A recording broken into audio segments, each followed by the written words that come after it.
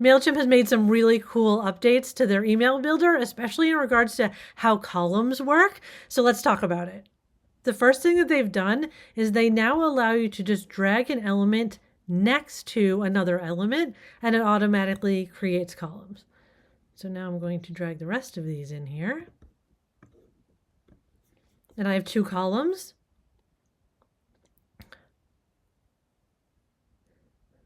You'll see here that the columns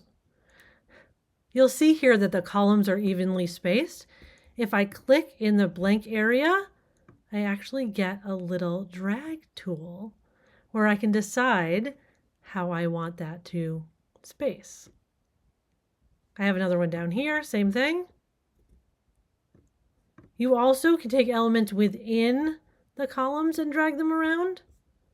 Okay, so now I've dragged it out of there, but I could put the text on the other side if I wanted to.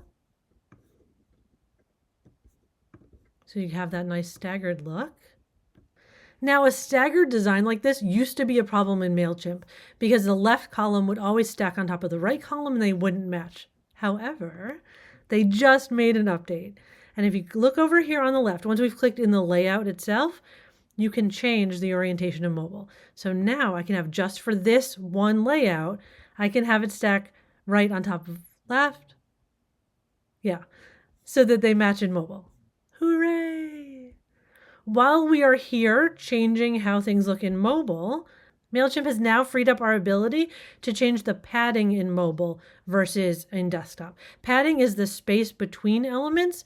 So for instance, when I had them side by side, it was clear which were which. So let's say that I want to add a little more space in between these 2 elements because now that they're not side by side, it's not as clear.